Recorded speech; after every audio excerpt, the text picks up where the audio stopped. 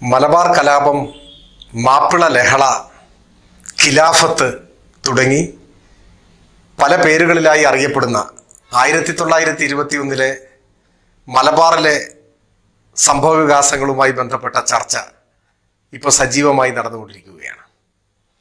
ഇങ്ങനെ പല പേരുകളിലായിട്ടാണ് ഈ സംഭവങ്ങൾ പലരും വിശദീകരിച്ചിട്ടുള്ളത്.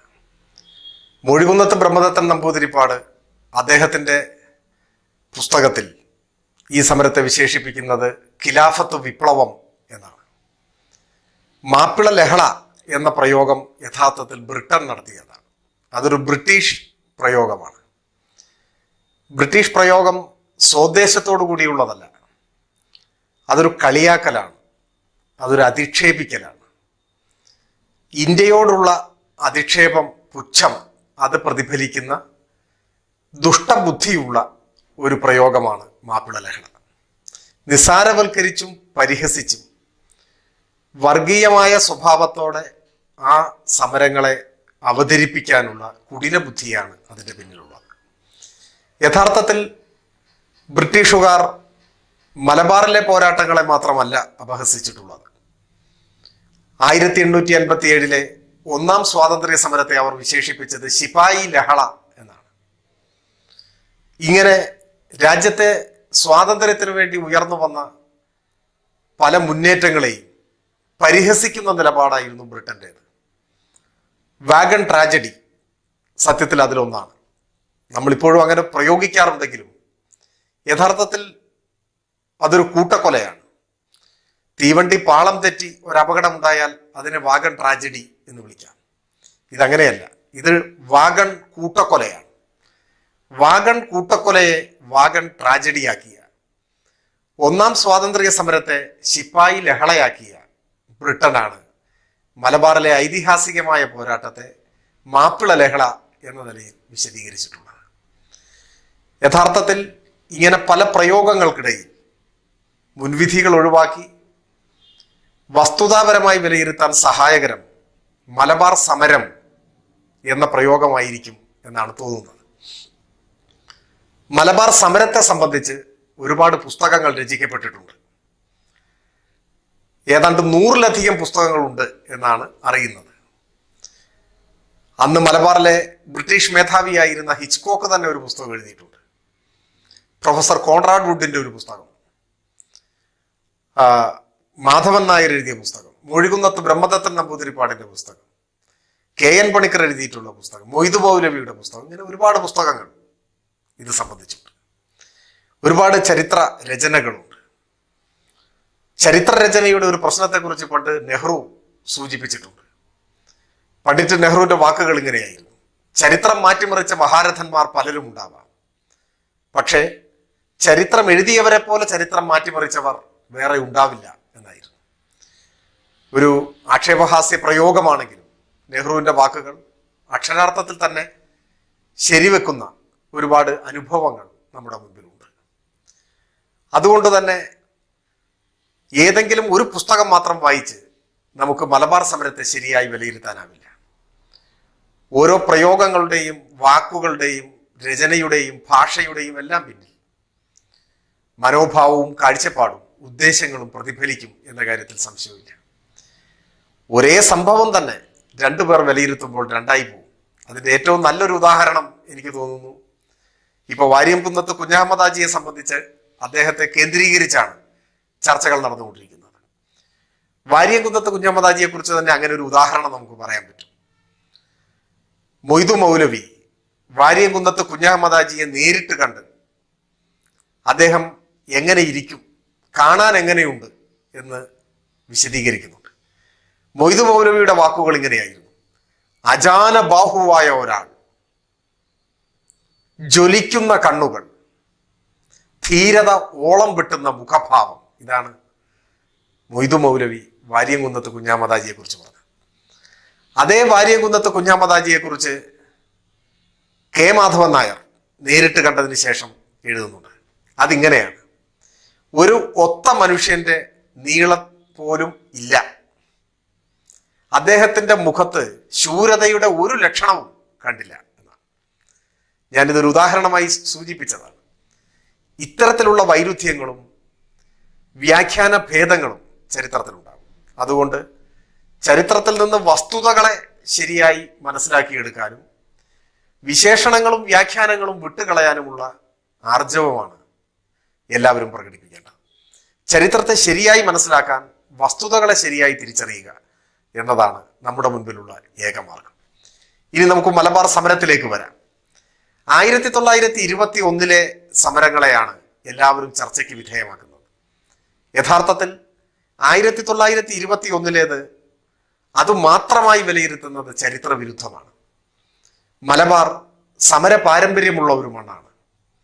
സംഗ്രാമ ധീരതയുടെ ആവേശനിർഭരമായ ഏറ്റുമുട്ടലുകളുടെ പോരാട്ടത്തിന്റെ തീക്ഷ്ണ സമരങ്ങളുടെ അനുഭവങ്ങൾ എമ്പാടുമുള്ള ഒരു നാടാണ്, യോദ്ധാക്കളുടെ ഒരു നാടാണ് മലബാർ എന്നതാണ് യാഥാർത്ഥ്യം. ഈ പോരാട്ടങ്ങൾക്ക് മിക്കപ്പോഴും കാരണമായി വന്നിട്ടുള്ളത് കാർഷിക പ്രശ്നങ്ങളാണ്, കാർഷിക ബന്ധങ്ങളിലെ സംഘർഷങ്ങളാണ്, ജന്മി കുടിയാൻ സംഘർഷമാണ്. ജന്മിമാരുടെ ചൂഷണത്തിനെതിരെ നിരാലംബരായ കുടിയാന്മാർ ഗതികേടുകൊണ്ട് ആഞ്ഞടിക്കുന്ന സമരങ്ങളാണ്, ആഞ്ഞടിച്ച അനുഭവങ്ങളാണ് മലബാറിലെ സമര പൈതൃകത്തിൽ നമുക്ക് എമ്പാടും കാണാനാവുക. എണ്ണിയാൽ ഒടുങ്ങാത്ത പ്രക്ഷോഭങ്ങളെ നമുക്കങ്ങനെ കാണാൻ സാധിക്കും. 1849 മഞ്ചേരി കലാപമെന്നും മഞ്ചേരി ലഹള എന്നെല്ലാം അറിയപ്പെടുന്ന ഒരു വലിയ സമരം ഉണ്ടായിട്ടുണ്ട്. ഹസൻ മൊയ്തീനായിരുന്നു ആ സമരത്തിന് നേതൃത്വം കൊടുത്തത്. അന്യായ നികുതി പിരിവിനെതിരായിട്ടായിരുന്നു സമരം. ഈ ജന്മിക്കുടിയാൻ സംഘർഷങ്ങൾക്കിടയാക്കുന്നത് ഈ തരത്തിലുള്ള പ്രശ്നങ്ങളായിരുന്നു. ഇങ്ങനെ നിരവധിയായ സമരങ്ങൾ ധാരാളമായി നടന്നിട്ടുള്ള ഒരു അനുഭവം മലബാറിനുണ്ട്. എന്നാൽ ഇത്തരം സമരങ്ങളെയെല്ലാം ജന്മിമാരിൽ അധികവും ഹിന്ദുക്കളാണ് എന്നതുകൊണ്ടും കുടിയാന്മാരിൽ ദരിദ്രരായിട്ടുള്ള കർഷക തൊഴിലാളികളിൽ അധികവും മുസ്ലിങ്ങൾ അഥവാ മാപ്പിളമാരായിരുന്നു എന്നതുകൊണ്ടും ഇതിന് ഒരു മതത്തിന്റെ നിറം കൈവരിക സ്വാഭാവികമാണ്. അതോടൊപ്പം തന്നെ ഇവിടെ നാം കാണേണ്ട മറ്റൊരു വസ്തുത, കുടിയാന്മാർ ജന്മിമാർക്കെതിരായിട്ടാണ് ആഞ്ഞടിക്കുന്നതെങ്കിലും അല്ലെങ്കിൽ ഇവർ തമ്മിലാണ് സംഘർഷം ഉണ്ടാവുന്നതെങ്കിലും ജന്മിമാരെല്ലാം ബ്രിട്ടന്റെ വിധേയന്മാരായിരുന്നു, ബ്രിട്ടനുമായി സന്ധി ചെയ്ത ആളുകളായിരുന്നു എന്നതാണ്. അതുകൊണ്ട് ഈ ജന്മിക്കുടിയാൻ സംഘർഷങ്ങൾക്ക് ജന്മി വിരുദ്ധത എന്നതോടൊപ്പം ഒരു ബ്രിട്ടീഷ് വിരുദ്ധതയും കൈവന്നിരുന്നു. ജന്മി വിരുദ്ധവും ബ്രിട്ടീഷ് വിരുദ്ധവുമായ സമരങ്ങൾ എന്നതാണ് മലബാറിലെ കാലത്തെ സമരങ്ങളുടെ സ്വഭാവം. കാരണം ജന്മിയും ബ്രിട്ടനും കൈകോർത്തു നിൽക്കുന്നവരാണ്, അവർ ഒരുമിച്ചാണ്. അതുകൊണ്ട് തന്നെ ജന്മിമാരോടുള്ള ഒരു വിരോധം പോലെ ബ്രിട്ടനോടുള്ള വിരോധവും കുടിയാന്മാർക്കിടയിൽ ശക്തമായിരുന്നു. ബ്രിട്ടനാവട്ടെ എല്ലാവരും ചേർന്ന്, അതിൽ ജാതിമത ഭേദമില്ല, എല്ലാവരും ചേർന്ന് ബ്രിട്ടനെതിരെ പോരാടുന്ന അന്തരീക്ഷത്തിൽ അതിനെ ഭിന്നിപ്പിക്കാൻ, ഇതിനെ മതപരമായി വേർതിരിച്ച് മതപരമായി കണ്ട് മതവിഭാഗങ്ങൾക്കിടയിലെ സ്പർദ്ധ ഉണ്ടാക്കുന്നതിനായി ഉപയോഗിക്കണം എന്ന് ബ്രിട്ടൻ കണക്കാക്കിയിരുന്നു. 1884 ഒരു കലാപം, ഒരു സമരം, അന്ന് ഇത്തരം സമരങ്ങളെ എല്ലാം ബ്രിട്ടൻ വിളിച്ചിരുന്നത് മാപ്പിള ലഹള എന്നാണ്. മാപ്പിള ലഹള എന്നാണ് വിളിച്ചിരുന്നത്. ഈ സമരത്തിന്റെ കൂട്ടത്തിൽ മാപ്പിളമാർ മാത്രമായിരിക്കില്ല ഉണ്ടാവുക, എന്നാലും അതിനെ മാപ്പിള ലഹള എന്നാണ് വിളിച്ചിരുന്നത്. 1884 ഇത്തരം ഒരു സമരത്തെക്കുറിച്ച് റിപ്പോർട്ട് തയ്യാറാക്കാൻ അന്ന് മലബാർ ഡിസ്ട്രിക്ട് കളക്ടറായിരുന്ന വില്യം ലോഗനെ ചുമതലപ്പെടുത്തുന്നുണ്ട്. മലബാർ മാനുവൽ എഴുതിയ വില്യം ലോഗൻ തന്നെ. വില്യം ലോഗൻ റിപ്പോർട്ട് തയ്യാറാക്കി മദ്രാസ് ഗവർണർക്ക് സമർപ്പിക്കുന്നു. ആ റിപ്പോർട്ട് മലബാറിലെ ഇത്തരം സമരങ്ങളുടെ അടിവേര് പരിശോധിച്ച് യഥാർത്ഥത്തിൽ ഇത്തരം സമരങ്ങളുടെ കാരണം മതപരമായ സ്പർദ്ധയോ മതപരമായ പ്രശ്നങ്ങളോ അല്ല, അത് കാർഷിക പ്രശ്നങ്ങളാണ് എന്ന നിഗമനത്തിലാണ് വില്യം ലോഗൻ ചെന്നെത്തുന്നത്. എന്നാൽ രസകരമായ വസ്തുത, മദ്രാസ് ഗവർണർ ആ റിപ്പോർട്ടിൽ നിന്ന് മലബാറിലെ സമരങ്ങളുടെ അടിവേര് കാർഷിക പ്രശ്നങ്ങളാണ് എന്ന ഭാഗം ഒഴിവാക്കണം എന്നാവശ്യപ്പെട്ടു. ബ്രിട്ടനെ സംബന്ധിച്ചിടത്തോളം ഇത് വർഗീയ പ്രചരണത്തിന് വേണ്ടി ഉപയോഗിക്കണം എന്നതാണ് അന്നേ ചിന്തിക്കുന്ന കാര്യം. ഈ കാര്യത്തിൽ വില്യം ലോഗനും ബ്രിട്ടീഷ് അധികാരികളും തമ്മിൽ തർക്കമുണ്ടാകുന്നു. ആ തർക്കത്തെ തുടർന്ന് വില്യം ലോഗനെ മലബാറിൽ നിന്നും കടപ്പയിലേക്ക്, ആന്ധ്രയിലെ കടപ്പയിലേക്ക് മാറ്റുകയും അദ്ദേഹത്തെ അവിടെ കോടതിയിൽ ജഡ്ജിയായി മാറ്റി നിയമിക്കുകയാണ് ചെയ്യുന്നത്. അക്കാലത്ത് ഉയർന്ന സിവിൽ സർവീസ് ഉദ്യോഗസ്ഥന്മാരെ ജുഡീഷ്യൽ സർവീസിലേക്ക് മാറ്റുക എന്ന് പറഞ്ഞാൽ തന്നെ ശിക്ഷയായിട്ടാണ് പൊതുവെ പരിഗണിക്കപ്പെടുന്നത്. ഈ ഒരു പശ്ചാത്തലത്തിൽ വില്യം ലോഗൻ ജോലി രാജിവെച്ച് ഔദ്യോഗിക ജീവിതം അവസാനിപ്പിച്ച് നാട്ടിലേക്ക് മടങ്ങുകയാണ് ചെയ്തത്. ഇത് ചരിത്രത്തിൽ ബ്രിട്ടന്റെ മനോഭാവത്തെ തുറന്നു കാണിക്കുന്ന ഒരു ഉദാഹരണമാണ്. അതിനൊക്കെ ശേഷം ഈ പോരാട്ടങ്ങളെല്ലാം പോകെ പോകെ ബ്രിട്ടീഷ് വിരുദ്ധ കുന്തമുന പോരാട്ടങ്ങളുടെ ബ്രിട്ടീഷ് വിരുദ്ധ കുന്തമുന തെളിഞ്ഞു വരുന്ന സാഹചര്യം വന്നു. ബ്രിട്ടനെതിരായ സമരമായി തന്നെ ഇത് രൂപാന്തരപ്പെടുന്നുണ്ട്. അത് 1921-ലൊന്നുമല്ല, അതിനും വളരെ മുൻപേ 1852-ലാണ് സയ്യദ് ഫസൽ പൂക്കോയ തങ്ങളെ നാട് കടത്തുന്നത്. അദ്ദേഹത്തെ കുടുംബസമേതം വലിയ ഒരു കുടുംബാംഗങ്ങളെ എല്ലാവരെയും ചേർത്ത് നാട് കടത്തുകയാണ് ചെയ്യുന്നത്. ബ്രിട്ടീഷ് വിരുദ്ധ നീക്കങ്ങൾക്ക് നേതൃത്വം കൊടുത്ത സയ്യദ് ഫസൽ പൂക്കോയ തങ്ങളെ നാട് കടത്താൻ തീരുമാനിക്കുമ്പോൾ അത് തടയാൻ വേണ്ടി ആയിരക്കണക്കിന് പേർ ഒത്തുകൂടുന്നുണ്ട്. പക്ഷേ വലിയ സംഘർഷത്തിലേക്കും രക്തച്ചൊരിച്ചിലേക്കും പോകുന്നത് ഇഷ്ടപ്പെടാത്ത ഫസൽ പൂക്കോയ തങ്ങൾ ഈ നാടുകടത്തലിന് വിധേയനാവുകയാണ് ചെയ്തത്. അദ്ദേഹത്തെ നാടുകടത്തി. അന്ന് മലബാർ ഡിസ്ട്രിക്ട് കളക്ടറായി ചുമതല നിർവഹിക്കുന്നത് HV കനോലിയാണ്. ഹെൻറി വാലന്റൈൻ കനോലി എന്ന് അറിയപ്പെടുന്ന HV കനോലി. പിന്നീട് മാപ്പിള ഔട്ട്റേജസ് ആക്ട് എന്ന് പറഞ്ഞൊരു നിയമം ഉണ്ടാകുന്നു. ഈ സമരങ്ങൾക്കൊക്കെ നേതൃത്വം കൊടുക്കുന്ന മലബാറിലെ മാപ്പിളമാരെ ഈ നിയമത്തിന്റെ അടിസ്ഥാനത്തിൽ ഇവിടെ നിന്ന് കൂട്ടമായി നാട് കടത്താൻ ആരംഭിക്കുന്നു. ഓസ്ട്രേലിയയിലേക്കും ആൻഡമാനിലേക്കുമൊക്കെയാണ് അന്ന് കൂടുതലായും മലബാറുകാരെ നാട് കടത്തിയത്. ആയിരക്കണക്കിന് പേർ നാട് കടത്തപ്പെട്ടു. തങ്ങളുടെ ആരാധ്യനായ നേതാവ് ഫസൽ പൂക്കോയ തങ്ങളെ നാട് കടത്തുന്നു. ആയിരക്കണക്കിന് പേരെ നാട് കടത്തുന്നു. ഒരു മാപ്പിള വിരുദ്ധ നിയമം തന്നെ ഉണ്ടാക്കുന്നു. ഇതിനെതിരായിട്ടുള്ള ചെറുത്തുനിൽപ്പ് പോരാട്ടവും ശക്തിപ്പെട്ടു വരുന്നു. അങ്ങനെ ഒരു ഘട്ടത്തിലായാണ് തുടർന്ന് HV കനോലിയെ തന്നെ മാപ്പിള പോരാളികൾ വകവരുത്തുകയാണ് ചെയ്യുന്നത്. പുലിയാങ്കുന്നത്ത് തേനുവിൻ്റെയും ചെമ്പൻ മൊയ്തീൻ്റെയും എല്ലാം നേതൃത്വത്തിൽ HV കനോലിയെ കൊലപ്പെടുത്തുന്ന അനുഭവവും മലബാറിലുണ്ടാകുന്നത്. ഞാൻ ഈ പറഞ്ഞ സംഭവങ്ങളെല്ലാം 1921 മുൻപ് ഉണ്ടായിട്ടുള്ള സംഭവങ്ങളാണ്. ഇത് സൂചിപ്പിക്കാൻ കാരണം 921 സമരം, മാപ്പിള ലഹള എന്ന ബ്രിട്ടൻ ആക്ഷേപിച്ച സമരം, ഇപ്പോഴും ചിലർ ആവർത്തിക്കുന്ന സമരം ഒരു സുപ്രഭാതത്തിൽ പൊട്ടി വീണ ഒരു സമരമല്ല. പതിറ്റാണ്ടുകൾക്ക് മുൻപേ സമരച്ചൂടിൽ ഉരുകിത്തെളിഞ്ഞ ഒരു നാടാണ് മലബാർ. ആ സമരങ്ങളുടെ മൂല കാരണം ജന്മിമാരുടെ ചൂഷണവും കുടിയാന്മാരുടെ ദയനീയമായ ജീവിത സാഹചര്യങ്ങളുമായിരുന്നു. അത് ബ്രിട്ടനെതിരായി കൂടി വികസിക്കുകയാണ് പിന്നീട് ചെയ്യുന്നത്. അങ്ങനെ ഒരു സാഹചര്യത്തിലാണ് 920 മുതൽ തന്നെ പുതിയ ചില ഉണർവുകൾ ഉണ്ടാവുന്നു. അതിൽ പ്രധാനം കുടിയാൻ സംഘത്തിന്റെ രൂപീകരണമാണ്. കുടിയാൻ സംഘം എന്ന നിലയിൽ തന്നെ ഔപചാരികമായി ഒരു സംഘം രൂപീകരിക്കപ്പെടുന്നു. MB നാരായണ മേനോനും കട്ടിലശ്ശേരി മുഹമ്മദ് മുസ്ലിയാരുമാണ് കുടിയാൻ സംഘത്തിന് നേതൃത്വം കൊടുത്തത്. അവരാണ് ഇത് സംഘടിപ്പിച്ചത്. എല്ലാം മതനിരപേക്ഷമാണ് എന്ന് ഇപ്പോൾ നോക്കിയാൽ നമുക്ക് മനസ്സിലാവാൻ കഴിയും. നല്ല സാഹോദര്യത്തോടെ എല്ലാവരും ഒത്തുചേർന്നാണ് ഈ കാര്യങ്ങൾ നടക്കുന്നത്. ഏതാണ്ട് അതേ സമയത്താണ് ഇന്ത്യൻ നാഷണൽ കോൺഗ്രസ് ദേശീയ സ്വാതന്ത്ര്യ സമരത്തിന്റെ അപ്പോഴത്തെ മുഖമായ നിസ്സഹകരണ പ്രസ്ഥാനത്തിന് രൂപം നൽകുന്നു. നിസ്സഹകരണ പ്രസ്ഥാനവും കുടിയാൻ സംഘവും സജീവമാകുന്ന ആ സമയത്ത് തന്നെയാണ് ഖിലാഫത്ത് മൂവ്മെന്റ് ഉണ്ടാകുന്നത്. ഖിലാഫത്ത് പ്രസ്ഥാനം ഉടലെടുക്കുന്ന സാർവദേശീയ പശ്ചാത്തലം ഇപ്പോൾ വിശദീകരിക്കുന്നില്ല. ഒന്നാം ലോക മഹായുദ്ധാനന്തരം തുർക്കിയിലെ ഖലീഫയുടെ അധികാരം നഷ്ടപ്പെടുന്നതുമായി ബന്ധപ്പെട്ട് ഖലീഫയെ അപമാനിച്ചു എന്ന തോന്നൽ അവിടുത്തെ അപ്പോഴത്തെ രാഷ്ട്രീയ സാഹചര്യമൊക്കെ മുൻനിർത്തി സാർവദേശീയമായി വളർന്നു വന്ന ഒരു മുന്നേറ്റമായിരുന്നു ഖിലാഫത്ത്. എന്നാൽ ഇന്ത്യയെ സംബന്ധിച്ചിടത്തോളം ഖിലാഫത്തിന് കുറച്ചുകൂടി വ്യത്യസ്തമായ ഒരു മുഖമുണ്ടായിരുന്നു. ഇന്ത്യയിൽ അത് നിസ്സഹകരണ പ്രസ്ഥാനവുമായി കൈകോർത്ത് ദേശീയ സ്വാതന്ത്ര്യ സമരത്തിന്റെ ഭാഗമായിരുന്നു. ഇന്ത്യയിൽ അത് മുസ്ലിങ്ങളുടെ മാത്രം ഒരു കൂട്ടമായിരുന്നില്ല എന്ന് മാത്രമല്ല, മുസ്ലിങ്ങളിൽ പ്രമുഖരായ പലരുടെയും പിന്തുണ ഖിലാഫത്തിന് ഉണ്ടായിരുന്നുമില്ല. അന്നത്തെ മുസ്ലിം ലീഗിന്റെ നേതൃത്വത്തിൽ ഭൂരിഭാഗം നേതാക്കന്മാരും ഖിലാഫത്തിനെ അനുകൂലിച്ചവരേ അല്ല എന്നതാണ് സത്യം. എന്നാൽ ഗാന്ധിജിയുടെ നേതൃത്വത്തിൽ കോൺഗ്രസ് ഖിലാഫത്തിന് പൂർണ്ണ പിന്തുണ പ്രഖ്യാപിച്ചു. അഖിലേന്ത്യാ ഖിലാഫത്ത് സമ്മേളനത്തിൽ ഗാന്ധിജി തന്നെ അധ്യക്ഷത വഹിക്കുന്ന സാഹചര്യം ഉണ്ടായി. കേരളത്തിൽ ഖിലാഫത്ത് സജീവമാകുന്നത്, കേരളം എന്ന് പറഞ്ഞാൽ പ്രധാനമായും മലബാർ എന്ന് തന്നെ അർത്ഥമെടുത്താൽ മതി, സജീവമാകുന്നത് മഹാത്മാഗാന്ധിയുടെ സന്ദർശനവുമായി ബന്ധപ്പെട്ടാണ്. മഹാത്മാഗാന്ധി കോഴിക്കോട്ടേക്ക് വരുമ്പോൾ അദ്ദേഹത്തോടൊപ്പം മൗലാന ഷൗക്കത്ത് അലിയും ഉണ്ടായിരുന്നു. കോഴിക്കോട്ട് മഹാത്മാഗാന്ധി പ്രസംഗിക്കുന്നുണ്ട്.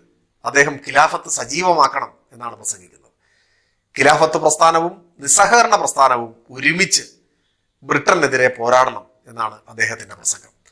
കോഴിക്കോട്ട് വെച്ച് ഖിലാഫത്തിന്റെ നേതാക്കന്മാർ ഗാന്ധിജിയുടെ സാന്നിധ്യത്തിൽ കോഴിക്കോട്ടെ അന്നത്തെ കോൺഗ്രസിന്റെ നേതാക്കന്മാര് പൗരപ്രമുഖരെ കാണുമ്പോൾ അവിടെ വെച്ച് തന്നെ ശ്രീ രാമുണ്ണി മേനോൻ 2500 രൂപ ഖിലാഫത്തിന് ഫണ്ട് സംഭാവന വാഗ്ദാനം ചെയ്യുന്നുണ്ട്. ഇവിടെ ഗാന്ധിജിയുടെ ആഹ്വാനപ്രകാരം കൂടുതൽ സജീവമായ രൂപം കൈക്കൊണ്ട കോൺഗ്രസിന്റെ പിന്തുണയും സജീവമായ ഇടപെടലും കൊണ്ട് പ്രവർത്തനോന്മുഖമായ അനുഭവമാണ് ഖിലാഫത്തിനുള്ളത് എന്ന് വിസ്മരിക്കാനാവില്ല. ഖിലാഫത്ത് സംഘടിപ്പിച്ച് അതൊരു സംഘടനാ രൂപമായി മുൻപോട്ട് പോകുമ്പോഴെല്ലാം ഈ സ്വഭാവമാണുള്ളത്. 4 നേതാക്കന്മാരെ ആ ഘട്ടത്തിൽ ബ്രിട്ടൻ അറസ്റ്റ് ചെയ്ത് ജയിലിലടയ്ക്കുന്നുണ്ട്. ഈ പ്രചരണത്തിന് വേണ്ടി തമിഴ്നാട്ടിൽ നിന്ന് വന്ന നേതാവ് യാക്കൂബ് ഹസൻ, അതുപോലെ കെ മാധവൻ നായർ, മൊയ്തീൻ കോയ, ഗോപാലമേനോൻ, ഈ 4 പേരാണ് ആദ്യം അറസ്റ്റ് ചെയ്ത് ജയിലടക്കുന്നത്. അവരെ 6 മാസത്തേക്കാണ് ജയിലടക്കുന്നത്. വെറും മുസ്ലിം നേതാക്കന്മാർ മാത്രമായിരുന്നില്ല ഖിലാഫത്തിന് നേതൃത്വം കൊടുത്തതെന്ന് ഇത്തരത്തിലുള്ള ചരിത്ര സാക്ഷ്യങ്ങൾ പരിശോധിച്ചാൽ നമുക്ക് മനസ്സിലാക്കാൻ കഴിയും. ഏറ്റവും കൗതുകരമായൊരു വസ്തുത, ഈ അറസ്റ്റിൽ പ്രതിഷേധിച്ചുകൊണ്ട് അന്ന് തൃശ്ശൂരിൽ ഒരു വലിയ പ്രതിഷേധ സമ്മേളനം ചേരുന്നു. എന്നാൽ ആ സമയത്ത് ബ്രിട്ടീഷ് വാഴ്ചയെ അനുകൂലിക്കുന്നവർ, നമ്മുടെ നാട്ടിൽ അങ്ങനെയും ആളുകൾ ഉണ്ടായിരുന്നു, അവർ ഒരു വലിയ പ്രകടനം നടത്തുന്നു. അവർ ഈ പൊതുയോഗം അലങ്കോലപ്പെടുത്തി തീയിട്ട് നശിപ്പിക്കുന്നു, കസേരയും മേശയുമല്ല. അങ്ങനെ അവിടെ സംഘർഷം വളർന്നു വരുന്നു. ആ സംഘർഷം വളർന്നു വരുന്ന ഘട്ടത്തിൽ കോൺഗ്രസിന്റെ നേതാക്കന്മാരായ, കോൺഗ്രസിൽ നിസ്സഹകരണ പ്രസ്ഥാനത്തിന് നേതൃത്വം നൽകിയിരുന്ന വിഭാഗത്തിൽപ്പെട്ടവർ, പ്രധാനമായും തൃശ്ശൂരിൽ അത് ഹിന്ദുക്കളായിരുന്നു, അവരെ ഈ രാജപക്ഷപാതികൾ എന്ന് വിളിക്കാവുന്ന ബ്രിട്ടീഷ് അനുകൂലികൾ ആക്രമിക്കുന്ന ഒരു നില വന്നപ്പോൾ സഹായത്തിന് വേണ്ടി വിളിക്കുന്നത് മലബാറിലെ മുസ്ലിങ്ങളെയാണ്, മാപ്പിളമാരെയാണ്. മലബാറിലേക്ക് കമ്പിയടിക്കുന്നു. പിറ്റേ ദിവസം തീവണ്ടി മാർഗം ആയിരക്കണക്കിന് മലബാറിലെ മാപ്പിളമാർ തൃശ്ശൂരിൽ വന്നിറങ്ങുന്നു. തൃശ്ശൂർ വിറപ്പിക്കുന്ന പ്രകടനം അവർ നടത്തി എന്നാണ് പറയുന്നത്. അവരും നിസ്സഹകരണ പ്രസ്ഥാനത്തിന്റെ ഭാഗമായി നിൽക്കുന്ന തൃശ്ശൂരിൽ ആക്രമിക്കപ്പെട്ടവരും ഒരുമിച്ച് ചേർന്നു. ആ കൂട്ടായ്മയെ മൊഴികുന്നത്ത് ബ്രഹ്മദത്തൻ നമ്പൂതിരിപ്പാട് വിശേഷിപ്പിക്കുന്നത് ഹിന്ദു മുഹമ്മദൻ സേന എന്നാണ്. നാം ചരിത്രത്തിലെ ഇത്തരം സാഹോദര്യത്തിന്റെ, ബ്രിട്ടീഷ് വിരുദ്ധതയുടെ, ബോധത്തിന്റെ ഒക്കെ പാഠങ്ങൾ കാണാതെ പോകുന്നത് ചരിത്രത്തോട് ചെയ്യുന്ന അനീതിയായിരിക്കും. ആക്രമണം നേരിടുന്ന സമയത്ത് മലബാറിൽ നിന്ന് മുസ്ലിങ്ങളെ, മാപ്പിളമാരെ കമ്പിയടിച്ചു വരുത്തി ഒരുമിച്ച് ചേർന്ന് ശത്രുവിനെ എതിർക്കാൻ ആർത്തിരമ്പിയ സേനയെയാണ് അദ്ദേഹം ഹിന്ദു മുഹമ്മദൻ സേന എന്ന് വിളിച്ചത്. അങ്ങനെ ഒരുമിച്ച് നടത്തിയ പോരാട്ടങ്ങളുടെ അനുഭവമുണ്ട് ഈ ഖിലാഫത്തിന്റെ ആ കാലഘട്ടത്തിൽ. 921 ഈ സംഭവവികാസങ്ങളെ കുറിച്ച് പറയുമ്പോൾ അതിന്റെ തുടക്കത്തിൽ ഇങ്ങനെയുള്ള അനുഭവങ്ങൾ നമുക്ക് കാണാൻ പറ്റും. അങ്ങനെ ഹിന്ദു മുസ്ലിം സാഹോദര്യത്തിൻ്റെതായ ഒരുപാട് സന്ദർഭങ്ങൾ ഉണ്ട്. മലപ്പുറം വലിയ പള്ളി തകർക്കാൻ ബ്രിട്ടീഷ് പട്ടാളം വരുമ്പോൾ വിശ്വാസികൾ പ്രതിരോധം തീർക്കുന്നുണ്ട്. അവരുടെ നേരെ പട്ടാളം നിറയൊഴിക്കുന്നു. അങ്ങനെ നിരവധി പേർ കൊല്ലപ്പെടുന്നു. അങ്ങനെ മലപ്പുറം വലിയ പള്ളി സംരക്ഷിക്കാനുള്ള പോരാട്ടത്തിൽ രക്തസാക്ഷിത്വം വരിച്ച പോരാളികളെയാണ് മലപ്പുറം ശുഹദാക്കൾ എന്ന് വിളിക്കുന്നത്. ആ മലപ്പുറം ശുഹദാക്കളിൽ ആദ്യം വെടികൊണ്ട് വീണയാളുടെ പേര് തട്ടാൻ കുഞ്ഞൻ എന്നാണ്. ഒരു ഹിന്ദുവാണ്. മുസ്ലിം ആരാധനാലയം സംരക്ഷിക്കാൻ ഹിന്ദുക്കൾ കൂടി രംഗത്തിറങ്ങുന്ന ഒരു സാഹോദര്യ ഭാവം മലബാറിൽ ഉണ്ടായിരുന്നു എന്നത് നിഷേധിക്കാനാവാത്ത വസ്തുതയാണ്. ഈ ഒരു പശ്ചാത്തലം പാടെ പലരും വിസ്മരിക്കുന്നുണ്ട്. 2 ധ്രുവങ്ങളിലാക്കി നിന്ന് ഏറ്റുമുട്ടേണ്ടവരാണ് ഹിന്ദുക്കളും മുസ്ലിങ്ങളും എന്ന ഒരു കൊളോണിയൽ കാഴ്ചപ്പാട് ഇപ്പോഴും വെച്ചു പുലർത്തുന്നവരുമുണ്ട്. പക്ഷെ ചരിത്ര വസ്തുതകൾ അതിനോട് നിരക്കുന്നതല്ല. ഇനി ഈ മലബാറിലെ സമരത്തിന്റെ മറ്റ് സൂക്ഷ്മ വിശദാംശങ്ങളിലേക്കോ അതിൻ്റെ കാലക്രമ പട്ടികയിലേക്കോ ഇപ്പോൾ കടന്നു പോകുന്നില്ല. മറിച്ച് ഇപ്പൊ ഏറ്റവും ഉയർന്നു വന്നിട്ടുള്ള ഒരു ചർച്ചാ വിഷയം വാരിയംകുന്നത്ത് കുഞ്ഞഹമ്മദ് ഹാജി ആരായിരുന്നു? അദ്ദേഹം കടുത്ത വർഗീയവാദിയായ ഒരു ക്രിമിനൽ അക്രമിയാണ് എന്ന് ഇപ്പോൾ ഒരു പ്രചരണം കൊടുമ്പിരി കൊണ്ട് നടക്കുന്നുണ്ട്. സത്യത്തിൽ അങ്ങനെ ആയിരുന്നു. പക്ഷെ നമ്മുടെ മുൻപിലുള്ള വസ്തുതകൾ പരിശോധിച്ചാൽ വാരിയംകുന്നത്ത് കുഞ്ഞഹമ്മദ് ഹാജിയെ കുറിച്ച് ഇപ്പോൾ സംഘപരിവാർ പ്രചരിപ്പിക്കുന്ന നിറം പിടിപ്പിച്ച കഥകൾ പാടെ തള്ളിക്കളയുന്ന അനുഭവങ്ങളാണ് ചരിത്രത്തിലുള്ളത്. ചരിത്ര വസ്തുതകൾ ഇത്തരം പ്രചരണത്തെ ശരിവെക്കുന്നില്ലെന്ന് മാത്രമല്ല, അദ്ദേഹത്തെ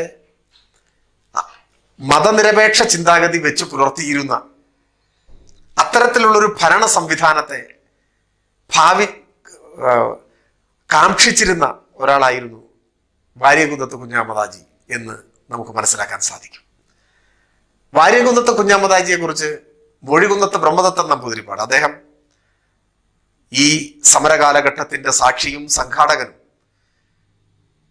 യാതനകൾ വിവരിക്കാനാവാത്ത യാതനകൾ അനുഭവിക്കേണ്ടി വന്നയാളും ഒക്കെയായ കോൺഗ്രസ് നേതാവാണ് മൊഴികുന്നത്ത് ബ്രഹ്മദത്തൻ നമ്പൂതിരിപ്പാട്. അദ്ദേഹം വാരിയംകുന്നത്ത് കുഞ്ഞഹമ്മദ് ഹാജിയെ കുറിച്ച് പരാമർശിക്കുന്നത് കുറച്ച് അന്തസ്സുള്ള ഒരാളാണ് അയാൾ എന്നാണ്. പരദ്രോഹം കൂടാത്ത രാജ്യഭരണമായിരുന്നു, ആരെയും ദ്രോഹിക്കാത്ത രാജ്യഭരണമായിരുന്നു വാരിയംകുന്നത്ത് കുഞ്ഞഹമ്മദ് ഹാജി സ്വപ്നം കണ്ടിരുന്നത് എന്ന് മൊഴികുന്നത്ത് ബ്രഹ്മദത്തൻ നമ്പൂതിരിപ്പാട് സാക്ഷ്യപ്പെടുത്തുന്നുണ്ട്. പലരും മാധവൻ നായരുടെ പുസ്തകമൊക്കെ സ്ഥാനത്തും അസ്ഥാനത്തും ഉദ്ധരിക്കുന്നുണ്ട്. പക്ഷെ മാധവൻ നായരുടെ പുസ്തകത്തിൽ തന്നെ വാരിയംകുന്നത്ത് കുഞ്ഞഹമ്മദ് ഹാജിയെ കുറിച്ചുള്ള ഒരു പരാമർശം ഹിന്ദുവെന്നോ മുഹമ്മദീയനെന്നോ യാതൊരു ഭേദവും അദ്ദേഹത്തിന് ഉണ്ടായിരുന്നില്ല എന്നാണ്. ഈ അഭിപ്രായ പ്രകടനങ്ങൾക്ക് സമാനമാണ് ആ കാലഘട്ടത്തിലെ ചരിത്ര വസ്തുതകൾ പരിശോധിക്കാൻ പുറപ്പെടുമ്പോൾ നമുക്ക് ലഭിക്കുന്ന വിവരങ്ങളൊക്കെയും എന്നതാണ് സത്യം. അക്കാലത്ത് പുറത്തിറങ്ങിയ കേരള പത്രിക എന്ന ഒരു പത്രമുണ്ട്. കേരളത്തിലെ പത്രങ്ങളുടെ ചരിത്രത്തിൽ ഒരു പ്രധാന സ്ഥാനമുള്ള പത്രമാണ് കേരള പത്രിക. കേരള പത്രികയിൽ ഈ സമര കാലഘട്ടത്തിലെ സംഭവവികാസങ്ങളെ കുറിച്ചുള്ള റിപ്പോർട്ടിൽ പരാമർശിക്കുന്നുണ്ട്. കൊള്ള നടത്തുന്നവർ ഈ സമരത്തിന്റെ ഭാഗമായി പലയിടത്തും പല സ്വഭാവത്തോടു കൂടിയിട്ടുള്ള കൊള്ളകൾ നടക്കും. അപ്പോൾ ഇത്തരത്തിലുള്ള കൊള്ള നടന്ന സംഭവങ്ങൾ, സ്ത്രീകളെ ഉപദ്രവിക്കുന്ന സംഭവങ്ങൾ, ഇത്തരം സംഭവങ്ങളിലെല്ലാം പ്രതികളായി വരുന്നവരെ വാരിയംകുന്നത്ത് കുഞ്ഞഹമ്മദ് ഹാജി കഠിനമായി ശിക്ഷിച്ചിരുന്നു എന്നാണ് പറയുന്നത്. ആ വാർത്തയിൽ ഒരിടത്ത് പരാമർശിക്കുന്നുണ്ട്, അപ്പു നായർ എന്ന ഒരാൾ വാരിയംകുന്നത്ത് കുഞ്ഞഹമ്മദ് ഹാജിയെ കണ്ട് അദ്ദേഹത്തിന് ഈ സമരക്കാരിൽ നിന്ന് നേരിടേണ്ടി വന്ന ഉപദ്രവം വിശദീകരിക്കും. ഉടനെ തന്നെ അതിനെക്കുറിച്ച് അന്വേഷിച്ച് അതിൽ കുറ്റം ചെയ്തയാളെ ചാട്ടവാറടിക്ക് വിധേയനാക്കിയ അനുഭവം ഈ വാർത്തയുടെ ഭാഗമായി പറയുന്നുണ്ട്. മഞ്ചേരിയിലെ നമ്പൂതിരി ബാങ്ക് കൊള്ളയടിക്കുന്നുണ്ട് സമരക്കാർ. എന്നാൽ ഈ വിവരം മനസ്സിലാക്കിയെത്തിയ വാരിയംകുന്നത്ത് കുഞ്ഞഹമ്മദ് ഹാജി ആ കൊള്ള മുതൽ തിരിച്ച് കൊടുക്കുകയും നഷ്ടപരിഹാരം കൊടുക്കുകയും ചെയ്തു എന്ന് ചരിത്രരേഖകളിൽ കാണുന്നുണ്ട്. ഈ സമരത്തിൽ ഇതുതന്നെ അവസരമെന്ന് കരുതി ഒരു മുസൽമാനായ ആൾ പണയം വെച്ചിരുന്ന ഒരു പണയാധാരം ഹിന്ദുവായ ഒരാളെ ഭീഷണിപ്പെടുത്തി വാങ്ങിയത്രേ. ഈ കാര്യം പരാതിയായി കുഞ്ഞഹമ്മദ് ഹാജിയുടെ അടുത്ത് എത്തിയപ്പോൾ അദ്ദേഹം ഈ അന്യായം ചെയ്തയാളുടെ കൈ വെട്ടും എന്ന്, കൈ വെട്ടാൻ ഉത്തരവിട്ടു എന്നാണ്. പേടിച്ച് വിറച്ച് പണയാധാരം തിരികെ കൊടുക്കുകയും അതോടെ ശിക്ഷ ഒഴിവാക്കി കൊടുക്കുകയും ചെയ്തു എന്ന് പറയുന്നുണ്ട്. ഇത്തരത്തിലുള്ള ഒരുപാട് അനുഭവങ്ങൾ നമുക്ക് വാരിയംകുന്നത്ത് കുഞ്ഞഹമ്മദ് ഹാജിയുടെ ആ വ്യക്തിത്വത്തെ സംബന്ധിച്ചുള്ള പരിശോധന നടത്തുമ്പോൾ ചരിത്രത്തിൽ നിന്നും നമുക്ക് മനസ്സിലാക്കാൻ കഴിയുന്നുണ്ട്. അദ്ദേഹത്തിന്റെ പട്ടാളത്തിന്റെ ഒരു തലവന്റെ പേര് താമി എന്നായിരുന്നു. താമി മുസ്ലിം ആയിരുന്നില്ല, താമി ഒരു ദളിതനായിരുന്നു. അതുപോലെ തന്നെ നാരായണ പിഷാരടിയെ പോലെ, നാരായണൻ നമ്പീശനെ പോലെ ഉള്ള ഹിന്ദുക്കൾ അദ്ദേഹത്തിന്റെ പട്ടാളത്തിൽ പ്രധാനപ്പെട്ട പങ്കുവഹിച്ചിരുന്നു.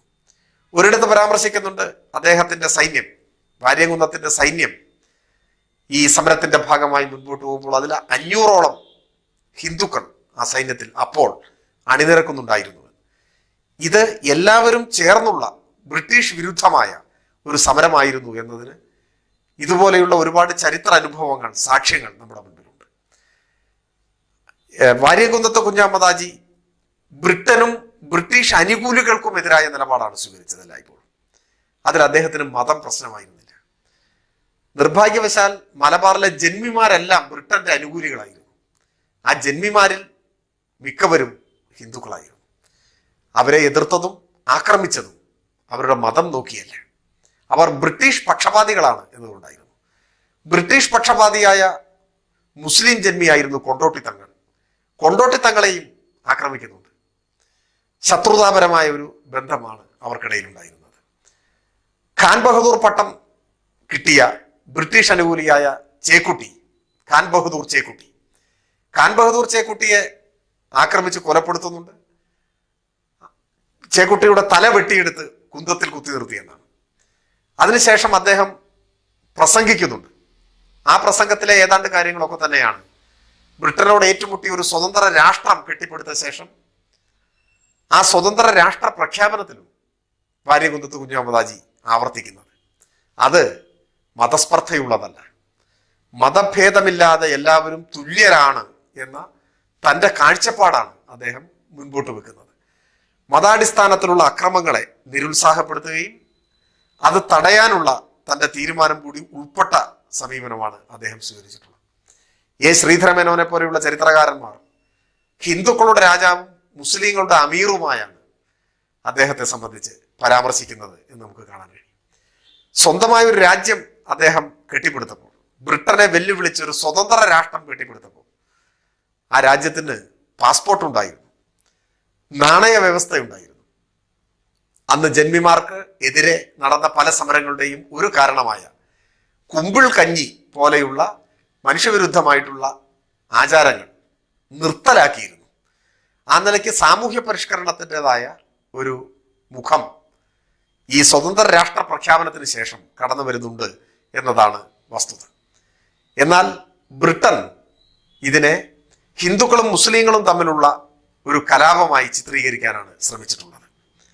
യഥാർത്ഥത്തിൽ ഈ സമരത്തിന്റെ അടിസ്ഥാന കാരണം കാർഷിക പ്രശ്നങ്ങളും കാർഷിക പ്രശ്നങ്ങളിൽ നിന്ന് ഉത്ഭവിച്ച, അതായത് ജന്മിമാർ അവരുടെ ബ്രിട്ടീഷ് ബന്ധം, ആ നിലയിൽ വളർന്നു വന്ന ബ്രിട്ടീഷ് വിരോധവുമാണ് അടിത്തറയായി നിന്നത് എന്ന് നിഷേധിക്കാനാവില്ല.